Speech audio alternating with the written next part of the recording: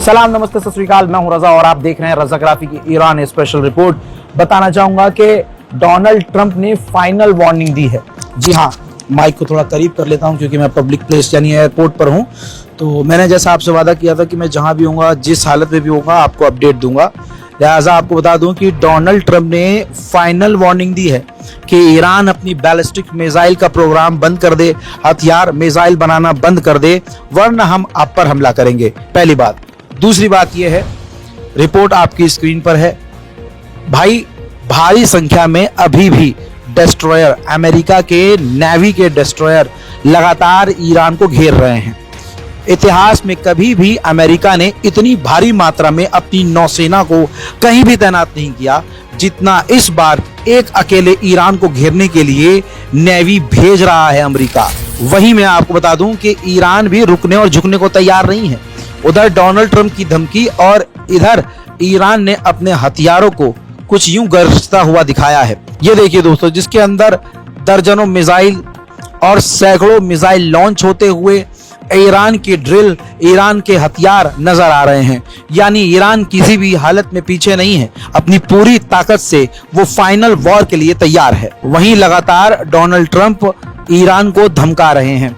जहां एक तरफ ट्रंप ये कह रहे हैं कि भैया हम हमला करेंगे, वहीं दूसरी तरफ वो ईरान को डरा धमकाकर बातचीत की टेबल पर लाना चाहते हैं। आपकी स्क्रीन पर मौजूद डोनाल्ड ट्रंप का सोशल मीडिया पोस्ट है। पहले उन्होंने कहा कि ईरान बातचीत के लिए राजी हो जाए, बातचीत की टेबल पे आ जाए, और अगर ईरान ऐसा नहीं करता है तो हम खतरनाक नेवी, भारी मात्रा में नेवी, अपनी अमेरिका की फौज तेजी से पर्शिया के इलाके में, पर्शियन गल्फ में ईरान के करीब भेज रहे हैं। अगर ईरान नहीं मानेगा तो उस पर ऐसा हमला किया जाएगा कि ईरान पूरी तरह से हिल जाएगा। हजरात, वहीं ईरान रुकने को राजी नहीं है। ईरान ने बल्कि उल्टा धमकी दी है कि अफगानिस्तान और इराक की जंग में अमेरिका के 7,000 सैनिक मारे गए और $7 ट्रिलियन का अमेरिका को नुकसान हुआ। हम बातचीत करने को राजी हैं, जिद पर नहीं, घमंड पर नहीं और एक तरफा नहीं, बल्कि अगर जेन्युइन बात करना चाहता है अमेरिका तो टेबल पर आकर बात करे, लेकिन जबरदस्ती अगर हमें जंग में घसीटा तो हम ऐसा हमला करेंगे जैसा हमने कभी अपने इतिहास में नहीं किया होगा। ईरान के समर्थन में तुर्की के विदेश मंत्री ने कहा कि अमेरिका को ईरान से बात करनी चाहिए क्योंकि ईरान बातचीत करने के लिए राजी है। ईरान के साथ एक एक करके डील करनी चाहिए। ऐसा नहीं होना चाहिए कि ईरान को अमेरिका, यानी हमारे दोस्त, ये वर्ड यूज किया है कि ऐसा नहीं होना चाहिए कि अमेरिका हमारे दोस्त को ह्यूमिलेट करे। जंग नहीं चाहता ईरान, बातचीत के लिए राजी है, तो एक एक करके अमेरिका ईरान से डील करे। बैकडोर से ईरान और अमेरिका की बातचीत भी चल रही थी, लेकिन मामला बिगड़ गया है। बातचीत पूरी तरह से बंद हो चुकी है। कहा जा रहा है कोई सॉल्यूशन नहीं निकला है। इसी वजह से यह मामला जंग की तरफ और आगे बढ़ गया है। वहीं आपको बता दूं कि एक ईरानी शख्स पर जासूसी का इल्जाम था कि ये मोसाद के लिए जासूसी कर रहे थे। दोस्तों, ईरान ने उस व्यक्ति को, जासूस को, फांसी पर लटका दिया है।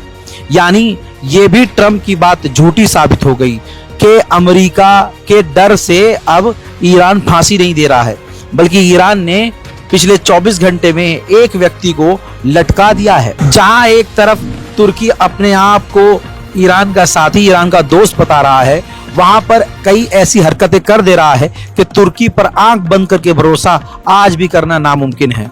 बताना चाहूंगा कि तुर्की ने अपने ही मुल्क से 4 से 5 ऐसे लोगों को गिरफ्तार किया है जो ईरान के लिए तुर्की के अंदर नेटो के बेस की जासूसी कर रहे थे।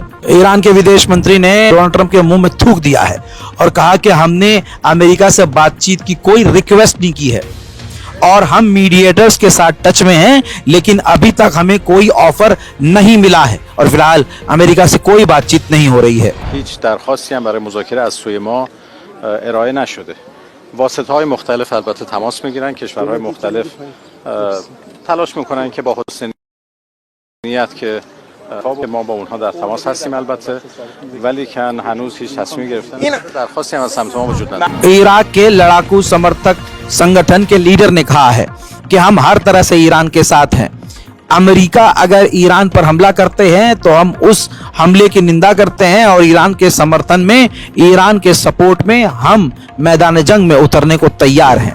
उधर ईरान जो है किसी भी हालत में नरमी का इस्तेमाल कर ही नहीं रहा है इस बार, बल्कि ईरान ने कह दिया है कि तमाम लोगों को अच्छे से मालूम है, बेहतरीन तरीके से हमारे आसपास के लोगों को मालूम है, हमारे पड़ोसी देशों को मालूम है कि अगर उनकी जमीन का इस्तेमाल हमारे खिलाफ किया गया तो हम उनके देश पर हमला करेंगे।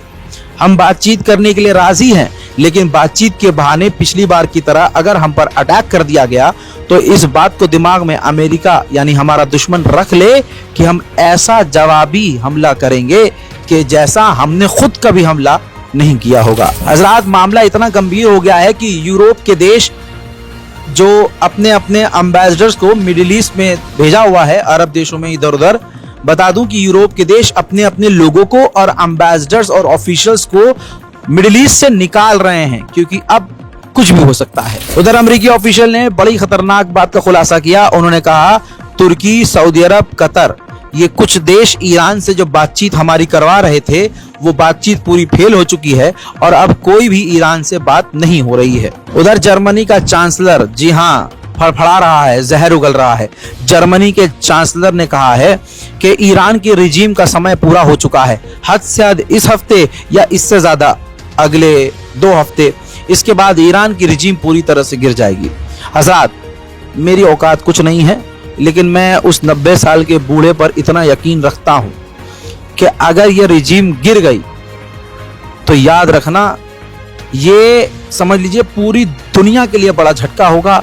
और जर्मनी का चांसलर, याद रखना, ये जर्मनी का चांसलर आने वाले समय में मुंहतोड़ जवाब का सामना करेगा, ये क्लियर है, क्योंकि ईरान के रिजीम को गिराने की साजिश और कोशिश ये पहली बार नहीं हुई है, यह हर बार होती है, हर साल होती है, बार बार होती है।